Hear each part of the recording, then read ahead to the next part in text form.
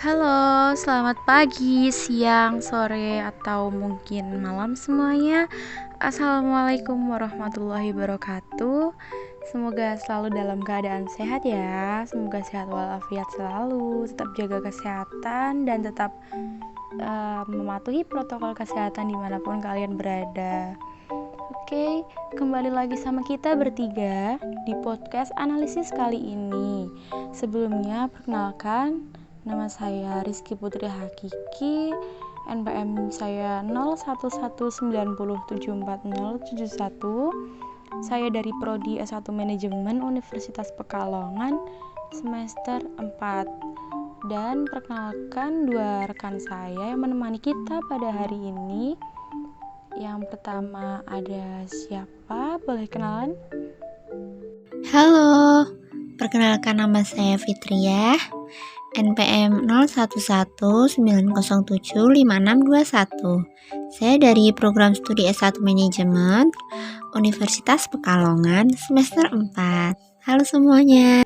Halo semuanya, terakhir perkenalkan ya, nama saya Gandang Pabuditama, NPM 0118070991, Prodi S1 Manajemen Universitas Pekalongan, dan single. Baik teman-teman, pada kesempatan kali ini nih, kita akan membahas tentang studi kasus pemasaran produk Indomie. Mungkin kita bisa ulik sedikit ya, gimana sih penjelasan tentang produk Indomie ini. Mungkin kan produk Indomie ini nih merupakan suatu produk yang udah familiar ya di telinga kita semua, di kehidupan kita semua sehari-hari, bahkan setiap hari bisa kita konsumsi nih. Akan tetapi coba kita tanya ke teman kita, ke rekan Fitri ya, ataupun ke rekan Gantang. Nah, bagaimana ini nih? Produk Indomie ini sebenarnya produk apa sih? Dan mungkin ada penjelasan sedikit mengenai produk Indomie ini. Mungkin bisa dijelaskan? Perusahaan di zaman sekarang itu sedang berlomba-lomba membuat inovasi di berbagai kalangan. Jadi ada salah satu ya di bidang makanan instan. Salah satunya yaitu produk mie instan ya. Banyak perusahaan yang sekarang ini berlomba-lomba membuat inovasi terbaru dalam berbagai varian rasa, varian produk, dan berbagai macam merek kan. Tapi jika produsen tersebut bisa menarik minat para konsumen dengan cita rasa dari produknya, itu tidak menutup kemungkinan konsumen akan melakukan keputusan pembelian seperti itu. Kemudian apa sih Indomie? Jadi yang akan saya jelaskan di sini atau menjawab dari pertanyaannya.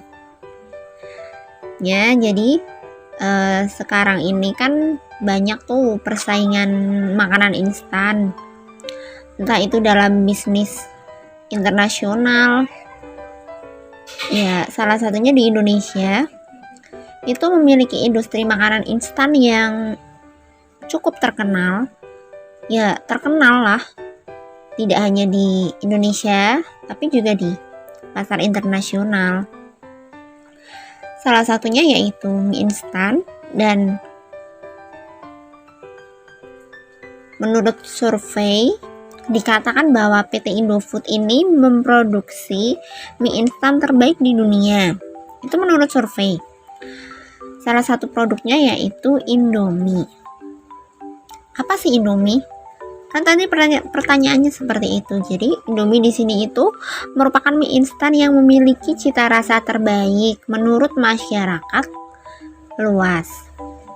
Karena bisa dikatakan ya, Indomie ini jenis mie instan yang sangatlah digemari ya, atau populer, entah itu di kalangan anak-anak, remaja maupun dewasa. Ya karena kepopuleran itu, kan otomatis penjualannya juga selalu meningkat ya. Jadi produk Indomie ini sangat populer, tidak hanya di Indonesia namun juga di negara-negara tetangga seperti Malaysia, Singapura, Hong Kong, dan lain sebagainya. Indomie juga sudah menjangkau lebih dari 80 negara produknya, karena harganya juga terjangkau ya. Bahkan PT yang memproduksinya, PT Indofood, juga membangun pabrik di sejumlah negara. Seperti itu. Oke, jadi seperti itu tadi ya teman-teman penjelasannya. Sekarang pertanyaan kedua, mungkin kan salah satu cara dari perusahaan yang digunakan oleh perusahaan Indomie ini untuk memasarkan produknya itu adalah dengan cara menggunakan iklan atau menggunakan jasa periklanan, betul. Oke, dan gimana sih periklanan dalam produk Indomie ini? Perusahaan Indomie itu menggunakan media apa saja dalam metode periklanan ini? Mungkin bisa dijelaskan? Kalau menurut saya ya, si Indomie ini di bidang iklan atau jasa periklanan itu ya menggunakan strategi promosi lah. Ya promosinya banyak sih Indomie itu. Contoh kalau di iklan ya pasang iklan di TV banyak sekali. Setiap stasiun TV itu mesti ada selalu Indomie. Kalau enggak di billboard, di lampu merah itu, lampu merah kadang ada billboard Indomie. Kalau enggak ya di sponsor sebuah acara sih, kayak acara sebuah sepak bola itu nanti ada tagline Indominya, apa di baju pemainnya, apa di stadionnya kayak gitu. Nanti Indominya biasanya sih buat booth di depan stadion kayak gitu, buat para penonton yang mungkin lapar sambil wah ada Indomie nih kayak gitu kan. Kalau promosi di televisi sih yang paling menarik perhatian sih, karena kan ada tagline-nya sih yang enggak, ya semua orang pasti tahu lah tagline-nya Indomie kalau di TV itu yang bunyinya pasti Indomie seleraku kayak gitu kan, pasti semua orang tahu lah itu. Atau single itu sebuah apa ya, lagu lah ya, lagu. Tapi ya mbak, kalau waktu itu kan saya di Jogja kan, itu banyak sekali warung-warung yang menyediakan mie instan, itu disebut burjo kan, tapi mie instan itu ada tulisannya Indomie. Nah itu juga termasuk promosi. Itu promosi dengan membuat spanduk bertema Indomie yang berisikan nama burjo, itu nama bisa apa tapi setidaknya Indomie lah gitu. Itu membuat konsumen itu kayak berpikiran pasti burjo itu menjual produk Indomie. Itu juga termasuk itu loh, bagian dari marketing mix loh kalau nggak salah itu. Oke, jadi begitu tadi ya, gimana sih konsep periklanan dalam memasarkan produk Indomie ini. Nah, udah kita tahu. Dan yang ketiga pertanyaannya bahwasanya konsep yang gimana sih yang digunakan dalam produk Indomie ini? Konsep yang dipakai itu konsep yang seperti apa gitu. Mungkin dari teman-teman ini juga ingin tahu, boleh minta dijelaskan sedikit ataupun banyak juga boleh, nggak apa-apa, sama Mas Gantang mungkin ya. Gimana nih Mas konsep dari produk Indomie ini? Mungkin sedikit aja ya mbak ya. Oke, saya akan menjawab dari Mbak Putri. Konsep kalau menurut saya ya mbak, Indomie itu makanya bisa konsisten sampai sekarang itu karena menjalankan strategi kunci 3A. Tapi maaf ya kalau bahasa Inggrisnya agak belepotan ya. Yang pertama itu adalah accessibility itu yaitu dengan Indomie itu rasa Indomie itu sudah bisa diterima di lidah konsumen. Itu ya itu masuknya kayak produksi. Nah, yang kedua adalah availability. Itu produk Indomie mudah diperoleh di mana aja itu pasti ada lah, setiap daerah pasti ada Indomie. Yang ketiga itu adalah affordability. Itu mencerminkan dari harga eceran, harganya itu terjangkau lah, itu pricey udah ya. Tapi mbak ya, Indomie itu kan banyak rasa tuh, banyak rasa. Tapi juga di setiap daerah itu pasti ada Indomie yang khusus ada daerah itu sendiri. Contoh kayak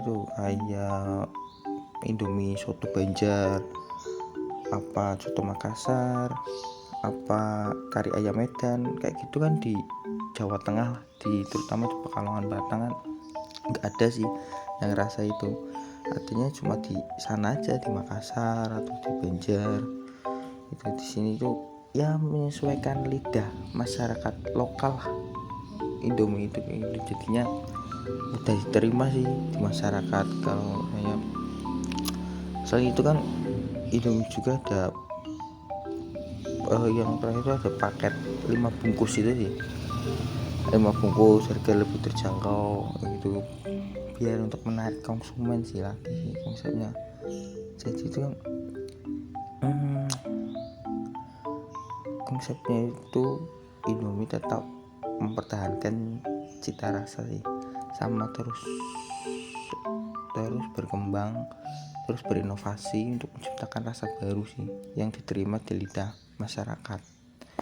Ya baik, dari penjelasan konsep tadi mungkin udah sedikit banyak kita tahu tentang produk Indomie ini, dan kita semakin tahu bagaimana sih konsep tentang produk ini ya kan.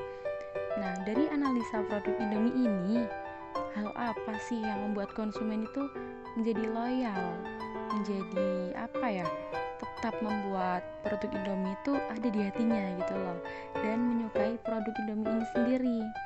Mungkin produk ini memiliki sedikit kelemahan ataupun cenderung lebih banyak memiliki keunggulan saja ya, walaupun produk Indomie ini adalah merupakan produk yang sangat-sangat familiar bagi kita semua ya, kita tahu semua itu.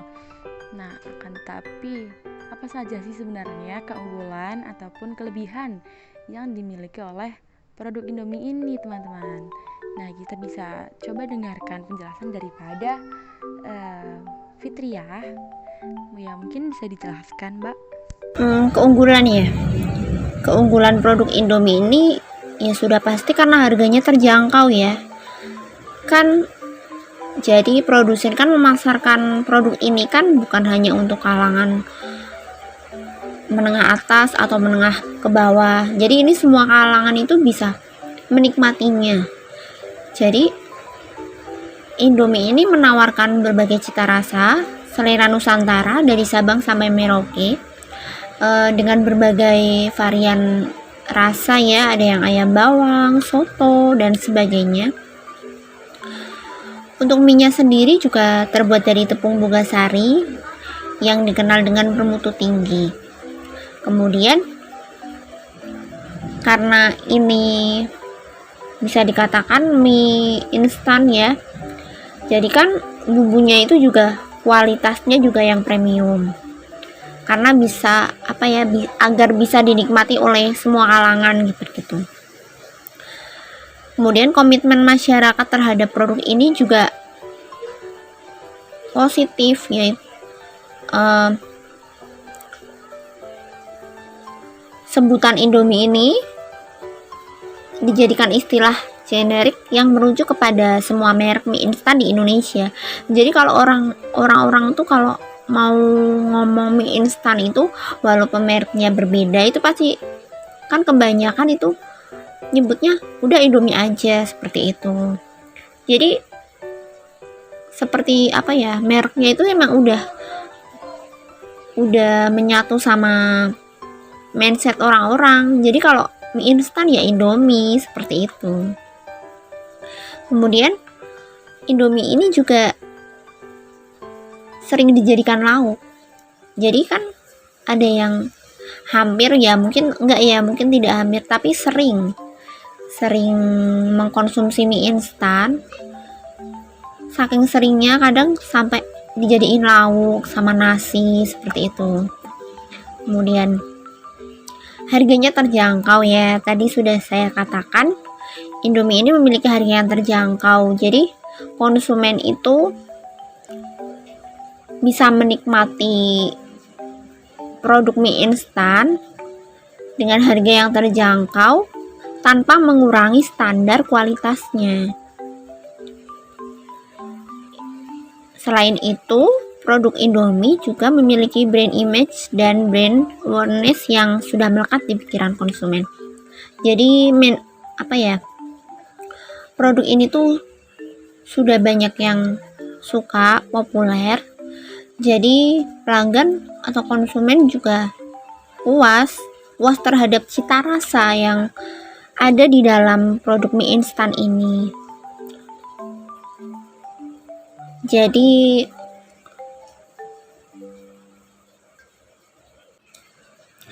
konsumen itu selalu memberikan komentar yang positif, yang baik terhadap produk ini, karena memang kualitasnya yang bagus dan cita rasanya yang memang disukai oleh masyarakat. Baik, kita tahu bahwasanya udah paham tadi ya, sudah dijelaskan panjang lebar mengenai analisa produk ini, keunggulannya apa saja sih gitu.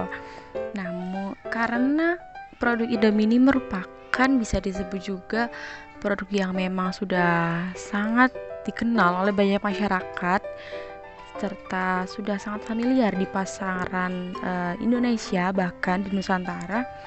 Selama produk Indomie ini berada di pasaran, siapa saja sih, produk apa saja sih yang merupakan pesaing, yang dianggap pesaing daripada Indomie itu sendiri. Nah, mungkin bisa disebutkan apa saja sih produk-produk lain yang mungkin sejenis ataupun sama ataupun hampir mirip yang merupakan pesaing daripada pemasaran produk Indomie itu sendiri. Nah, mungkin bisa dijelaskan nih sama Mas Gantang, gimana ini Mas? Produk apa saja sih yang merupakan pesaing daripada produk Indomie gitu?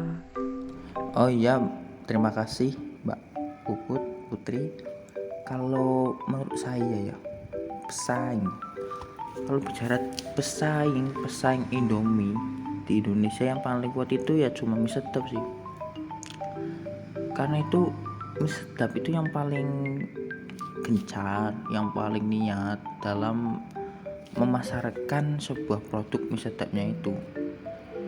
Seperti contohnya dengan membuat rasa-rasa baru atau harga yang kompetitif, promosi yang gencar, itu sih kayak itu. Dan pernah juga saya lihat yang dulunya warung, kan kadang ada itu warung yang tulisannya warung Bu Ida, itu atasnya ada Indomie kayak gitu kan, terus nanti diganti diakuisisi dengan ganti mie sedap, tapi dikasih upah atau insentif lah. Kalau salah itu 50.000 kalau salah upah insentifnya itu. Semacam itulah yang membuat mie sedap itu gencar banget, ingin menyaingi Indomie di dalam Indonesia ini. Tapi ya kalau pesaing itu ada plus minusnya sih juga sih ya. Kadang sih ada yang lebih sukaan condong ke Indomie, ada yang suka mie sedap, tergantung selera juga sih, loyalitas udah paling itu aja sih pesaing. Kalau menurut saya cuma mie sedap sih yang paling loyal, paling kuat. Yang lainnya sih ya ada tapi cuma hiasan.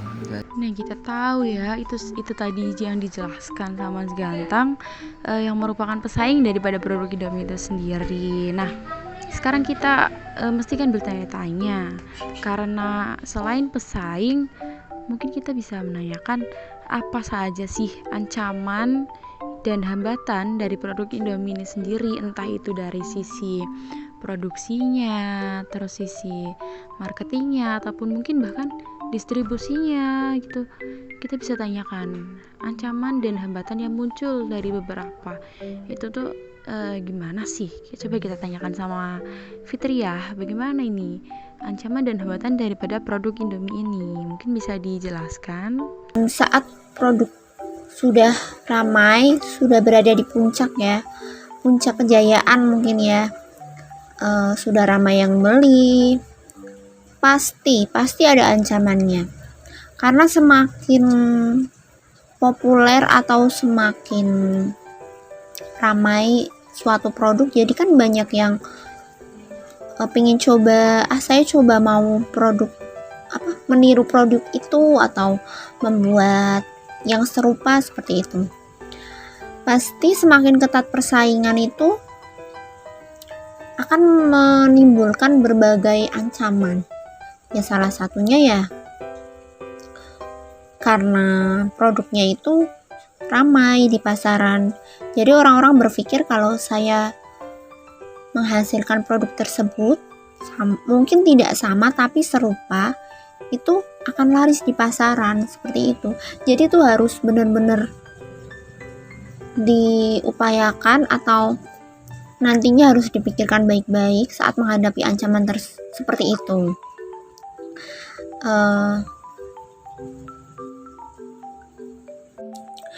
Ancaman yang lainnya itu ya salah satunya tidak fokus terhadap satu jenis produk. Akibatnya apa? Akibatnya yang terkenal hanya satu produknya. Padahal di PT Indofood ini kan tidak hanya memproduksi satu barang ya, satu produk. Ada beberapa produk, namun karena fokusnya itu hanya ke satu produk Indomie ini, jadi yang lainnya tidak terkenal. Karena ya market leadernya saat ini adalah Indomie, seperti itu. Kemudian ancamannya terus dihadapi dengan pesaing-pesaing baru dengan jenis produk yang sama. Yang sudah saya katakan sebelumnya, saat kita sudah berada di titik atau titik tertinggi ya, atau barang produksi kita sangat meningkat, kan pasti banyak orang yang juga ingin mencoba atau melakukan inovasi baru menjadi pesaing dengan produk yang sama maupun serupa. Kemudian ancaman yang selanjutnya itu ada prasangka dari konsumen. Yang namanya konsumen membeli barang itu pasti ada prasangka, entah itu prasangka baik atau buruk, karena produk ini jelas produk instan, namanya juga mie instan.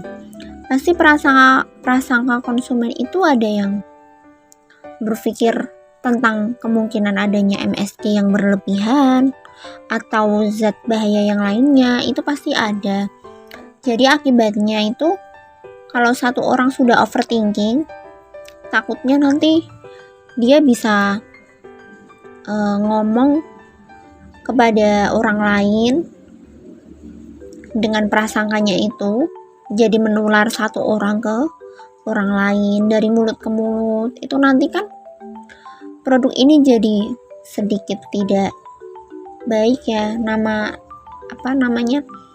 jadi sedikit tidak diminati oleh konsumen seperti itu.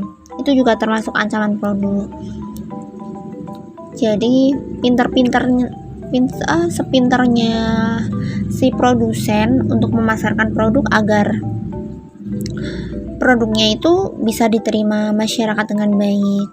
Nah, itu tadi semua penjelasan dari Fitria, dari Mas Gantang. Semoga bisa memberikan gambaran lebih lagi bagi kita semua mengenai gimana sih studi kasus pemasaran produk Indomie ini. Nah, perkenalkan saya untuk berikan closing statement di akhir pembicaraan kita pada kali ini.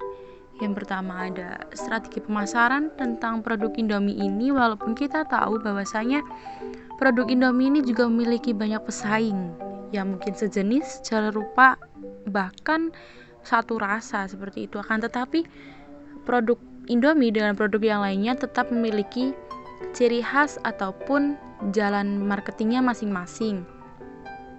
Ketika produk Indomie ini mempunyai kendala dalam marketingnya, kita tahu bahwasanya Indomie ini tidak pernah putus asa dan tidak pernah kehabisan akal. Bagaimana sih caranya untuk mengeksistensikan loyalitas pelanggannya, loyalitas konsumennya agar tetap setia kepada produk Indomie ini. Nah, juga yang selanjutnya ada marketing mix daripada produk Indomie ini sendiri. Marketing mix yang pertama ada produk. Bagaimana produk ini bisa berkembang di pasaran dengan baik, bagaimana produk ini didesain, produk ini dikemas, lalu produk ini diperkenalkan dengan baik pada konsumen, seperti itu. Lalu ada price, di mana harga daripada produk Indomie ini juga sangat terjangkau, tidak tergolong pada asumsi harga yang terlalu mahal ataupun terlalu murah. Nah, sepertinya kita tahu ya bahwasanya produk Indomie ini harganya normal-normal saja, sama seperti dengan produk yang lainnya. Lalu yang ketiga ada promosi, di mana promosi produk Indomie ini ada yang melalui televisi, melalui spanduk ataupun banner-banner besar seperti itu.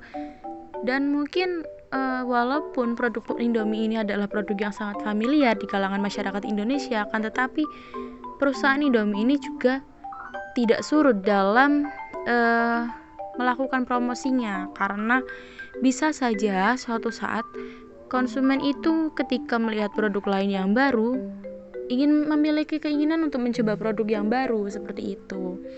Nah, tugas dari produk Indomie ini adalah menetapkan loyalitas konsumen pada produk Indomie ini seperti yang tadi saya katakan. Lalu yang terakhir itu ada place, di mana place di sini adalah distribusi ataupun penyaluran produk-produk ini kemana saja sih produk Indomie ini dipasarkan. Nah, kita tahu bahwasanya produk Indomie ini sangat menyebar luas di Nusantara, di daerah Indonesia, dan tidak hanya di Indonesia saja. Akan tetapi juga sudah mulai banyak dijual ataupun marketingnya itu sudah sampai ke ranah internasional. Jadi produk Indomie ini juga sudah masuk ke luar negeri seperti itu. Yap, mungkin itu saja teman-teman yang bisa saya dan rekan-rekan saya sampaikan. Semoga apa yang disampaikan itu bisa bermanfaat dan memberikan pengetahuan lebih luas lagi kepada teman-teman ataupun para pendengar semuanya. Semoga kita bisa berjumpa lagi di podcast-podcast selanjutnya, dan jangan pernah lelah untuk belajar. Oke, sekian dari kami semua mohon pamit undur diri, dan Assalamualaikum warahmatullahi wabarakatuh. Dadah semuanya. Dadah. Terima kasih.